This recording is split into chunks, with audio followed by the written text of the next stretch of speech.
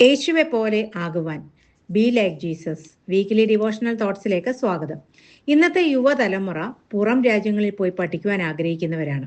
അതിനായി അവർ കഠിന പരിശ്രമം നടത്തും. ഏത് രാജ്യവും സംസ്കാരവും ഭാഷയും കാലാവസ്ഥയുമായി പൊരുത്തപ്പെടുവാനും അവർ ഒരുക്കമാണ്.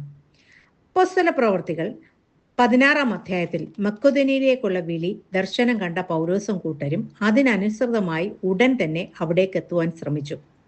11 വാക്യത്തിൽ അവർക്ക് കിട്ടിയ കപ്പലിൽ കയറി മക്കോദോന്യയിലേക്ക് പോയി.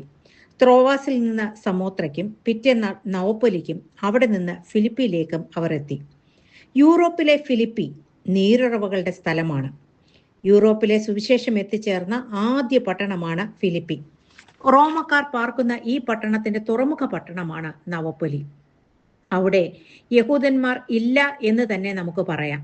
കാരണം 10 യഹൂദന്മാർ ഒരു പട്ടണത്തിലുണ്ടെങ്കിൽ ഒരു സിനഗോഗ പണിയാമായിരുന്നു. എന്നാൽ ശബത്ത് നാളിൽ പ്രാർത്ഥനയ്ക്കായി കൂടിച്ചേരുന്ന സിനഗോഗ് ആ പട്ടണത്തിൽ പൗലോസിനും സംഘത്തിനും കണ്ടെത്താനായില്ല. അവർ പുഴവക്കത്തേക്ക് പോയി അവിടെ കൂടിയിരുന്ന് പ്രാർത്ഥിച്ചു. 137 സങ്കീർത്തനത്തിൽ ഇങ്ങനെ പറയുന്നു: ബാബേൽ നദിയുടെ തീരത്ത് ഞങ്ങൾ ഇരുന്നു, സിയോനെ ഓർത്തപ്പോൾ ഞങ്ങൾ കരഞ്ഞു. ബാബേൽ പ്രവാസത്തിലായിരുന്ന യഹൂദന്മാർ അന്ന് നദീതീരത്ത് ഒരുമിച്ച് കൂടിയ സമയം എഴുതിയ സങ്കീർത്തനമായിരുന്നു അത്. പൗലോസും കൂട്ടരും ഏതെങ്കിലും യഹൂദരെ പ്രതീക്ഷിച്ചാണോ നദീതീരത്തേക്ക് പോയത് എന്നറിയില്ല. കേൾവിക്കാരായി ആരും തന്നെ വരാൻ ഇടയില്ല എന്ന് കരുതി അവർ മടങ്ങിപ്പോയതുമില്ല. ഒരാൾ പ്രസംഗിച്ചു തുടങ്ങി.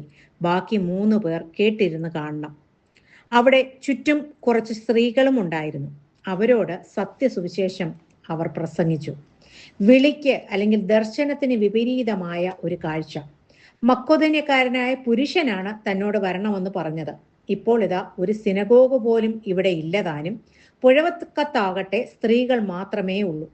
അക്കൂട്ടത്തിൽ ഒരു സ്ത്രീ, ലുദിയ, പൗലോസ് പറഞ്ഞത് ശ്രദ്ധിച്ചു. കർത്താവ് അവളുടെ ഹൃദയം തുറന്നു. ആരാണ് ഈ ലുദിയ? അവൾ തുയത്തേര പട്ടണക്കാരിയാണ്. രക്താംബരം വെൽക്കുന്നവൾ. തുയത്തേര ആസിയയിലായിരുന്നു.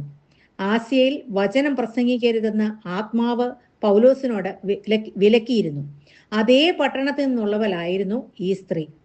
ഇവരും സായാഹ്ന വേളകളിൽ പുഴവക്കത്ത് വിശ്രമിക്കാനും പ്രകൃതി ഭംഗി ആസ്വദിക്കാനും എത്തിയതായിരിക്കണം. ഇവൾ വലിയ കച്ചവടക്കാരിയുമായിരുന്നു. പർപ്പിൾ ക്ലോത്ത് അല്ലെങ്കിൽ ധൂമ്രവസ്ത്രം വിൽക്കുന്ന സ്ത്രീ. അന്ന് ഈ ചായം ഒരു കടൽ കക്കയിൽ നിന്നായിരുന്നു കിട്ടിയിരുന്നത്.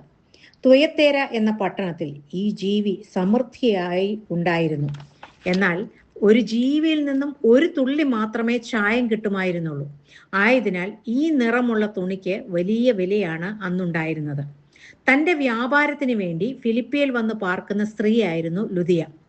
വില കൂടിയ വസ്ത്രം വിൽക്കുന്ന ഈ സ്ത്രീയും ധനികയായിരുന്നു എന്ന് വേണം നമുക്ക് ചിന്തിക്കാൻ. വിൽക്കുന്ന വസ്ത്രം വില കൂടിയതായതിനാൽ തന്നെ രാജാക്കന്മാരും പ്രഭുക്കന്മാരുമാണ് ഇത് വാങ്ങുന്നത്. ആയതിനാൽ ഇവൾ കച്ചവടത്തിനല്ല പുഴവക്കത്തെത്തിയത് എന്ന് നമുക്ക് അനുമാനിക്കാം. ഏറ്റവും പ്രധാനം അവൾ ദൈവഭക്തയായിരുന്നു എന്നതാണ്. ബഹുദൈവ വിശ്വാസികളായ പുറംജാതിക്കാരായ ഫിലിപ്പിയരുടെ മധ്യേ ഏകദൈവ വിശ്വാസിയായതിനാൽ പൗലോസ് പറയുന്നത് കേൾക്കുവാൻ ദൈവം അവളുടെ ഹൃദയം തുറന്നു. ഒരുവൻ സത്യസുവിശേഷം കേട്ടാലും രക്ഷിക്കപ്പെടണമെന്നില്ല. ദിനംപ്രതി എത്രയോ പ്രസംഗങ്ങൾ പള്ളികളിലും ഗ്രൗണ്ടുകളിലും നിന്നുയരുന്നു. അത് കേട്ട് എല്ലാവരും രക്ഷിക്കപ്പെടുന്നുണ്ടോ? ഇല്ല. രക്ഷയുടെ പരമാധികാരം ദൈവത്തിന് തന്നെയാണ്. പ്രസംഗിക്കാനല്ലാതെ ഒരുവനെ വിശ്വസിപ്പിക്കാൻ ആർക്കും കഴിയുകയില്ല. കർത്താവ് ഹൃദയം തുറന്നാലേ സുവിശേഷം അകത്തോട്ട് കയറൂ. ലുദിയ കർത്താവിൽ വിശ്വസിച്ചു. അവളും കുടുംബവും താമസിയാതെ സ്നാനമേറ്റു. യൂറോപ്പിലെ ആദ്യ ക്രിസ്തു വിശ്വാസിയായ ലുദിയ മാറി. പുതിയ നിയമത്തിൽ 4 ഭവനക്കാർ സ്നാനപ്പെട്ടതായി നമുക്ക് കാണാം. കൊർന്നേലിയസും കുടുംബവും, ലുദിയയും കുടുംബവും, കാരാഗ്രഹ പ്രമാണിയും കുടുംബവും, 1 കൊരിന്ത്യർ 1 അധ്യായത്തിൽ സ്തേഫാനോസും കുടുംബവും. ഒറ്റയ്ക്ക് ലുദിയ പ്രസംഗം കേട്ടു, വിശ്വസിച്ചു. എന്നാൽ ആ വിശ്വാസം കുടുംബമായി ഏറ്റെടുത്ത് അവരും വിശ്വസിച്ച് സ്നാനമേറ്റു. എത്ര നല്ല രീതിയിൽ ദൈവം അവളെ നടത്തി എന്ന് നമുക്ക് കാണാം. ലുദിയയുടെ അടുത്ത പ്രത്യേകത അവൾ തൻ്റെ വീട് ദൈവവേലയ്ക്കായി തുറന്നു കൊടുത്തു എന്നാണ്. അപ്പോസ്തലന്മാരോട് അവൾ പറഞ്ഞു, നിങ്ങൾ എന്നെ കർത്താവിൽ വിശ്വസ്ത എന്ന് എണ്ണുന്നുവെങ്കിൽ എൻ്റെ വീട്ടിൽ വന്ന് പാർക്കുക. അപ്പോൾ അവൾ ദൈവത്തിന് വിശ്വസ്ത കൂടി ആയിരുന്നു. തുടർന്ന് പൗലോസും കൂട്ടരും അവളുടെ വീട്ടിൽ ചെന്ന് പാർത്തു. കർത്താവിന്റെ സുവിശേഷം ആ പട്ടണത്തിൽ അറിയിക്കുകയും ചെയ്തു. ഔദാര്യത്തിന്റെയും അതിഥി സൽക്കാരത്തിന്റെയും നല്ല മാതൃക മറ്റു വിശ്വാസികൾക്കും കാണിച്ചു കൊടുത്ത മാന്യയായ ഒരു സ്ത്രീ. അങ്ങനെ തന്നെ ആ ദേശത്തെ സഭയും മാറി എന്ന് പിന്നീടുള്ള ചരിത്രം പറയുന്നു. നമ്മുടെ പാതകളെ നേരെയാക്കുന്ന ഒരു ദൈവം നമുക്കുണ്ട്.